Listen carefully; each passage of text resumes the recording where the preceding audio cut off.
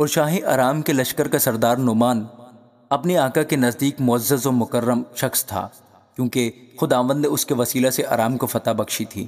وہ زبردست سورما بھی تھا لیکن کوڑی تھا، اور عامی دل باندھ کر نکلے تھے اور اسرائیل کے ملک میں سے ایک چھوٹی لڑکی کو اسیر کر کے لے آئے تھے۔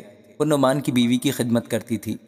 اس نے اپنی بیوی سے کہا، کاش میرا آقا اس نبی کے ہاں ہوتا جو سامریہ میں ہے، تو وہ اسے اس کے کوڑ سے شفا دے دیتا۔ سو کسی نے اندر جا کر اپنے مالک سے کہا، وہ چھوکری جو اسرائیل کے ملک کی ہے ایسا ایسا کہتی ہے۔ سو ارام کے بادشاہ نے کہا، تو جا اور میں شاہ اسرائیل کو خط بھیجوں گا۔ سو وہ روانہ ہوا اور 10 قنطار چاندی اور 6000 مسکال سونا اور 10 جوڑے کپڑے اپنے ساتھ لے لیے، اور وہ اس خط کو شاہ اسرائیل کے پاس لایا، جس کا مضمون یہ تھا کہ یہ نامہ جب تجھ کو ملے تو جان لینا کہ میں نے اپنے خادم نعمان کو تیرے پاس بھیجا ہے تاکہ تو اس کے کوڑ سے اسے شفا دے۔ جب شاہ اسرائیل نے اس خط کو پڑھا تو اپنے کپڑے پھاڑ کر کہا، کیا میں خدا ہوں کہ ماروں اور جلاؤں؟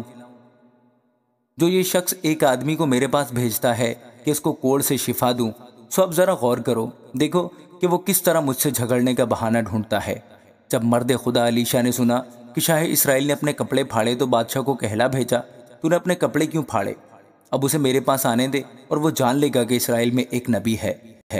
سو نعمان اپنے گھوڑوں اور رتھوں سمیت آیا اور علیشا کے گھر کے دروازے پر کھڑا ہوا، اور علیشا نے ایک قاصد کی معرفت کہلا بھیجا، جا اور یردن میں 7 بار غوطہ مار تو تیرا جسم پھر بحال ہو جائے گا اور تو پاک صاف ہوگا۔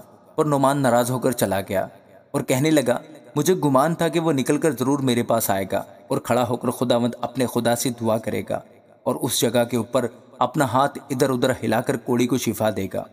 کیا دمشق کے دریا ابانا اور فرفر اسرائیل کی سب ندیوں سے بڑھ کر نہیں ہیں؟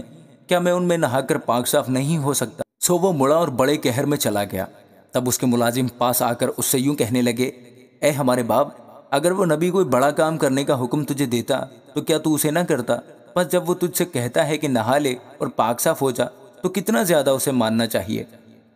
تب اس نے اتر کر مرد خدا کے کہنے کے مطابق یردن میں 7 غوطے مارے اور اس کا جسم چھوٹے بچے کے جسم کی مانند ہو گیا اور وہ پاک صاف ہو گیا۔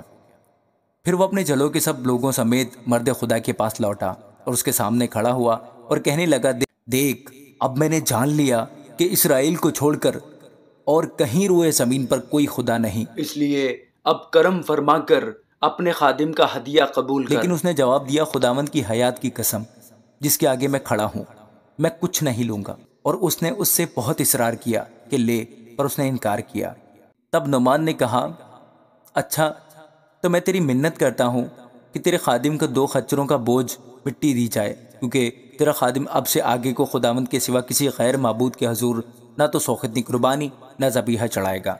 پر اتنی بات میں خداوند تیرے خادم کو معاف کرے کہ جب میرا آقا پرستش کرنے کو ریمون کے مندر میں جائے اور وہ میرے ہاتھ پر تکیہ کرے اور میں ریمون کے مندر میں سرنگوں ہوں، تو جب میں ریمون کے مندر میں سرنگوں ہوں تو خداوند اس بات میں تیرے خادم کو معاف کرے۔ اس نے اس سے کہا، سلامت چلا جا۔ سو وہ اس سے رخصت ہو کر تھوڑی دور نکل گیا۔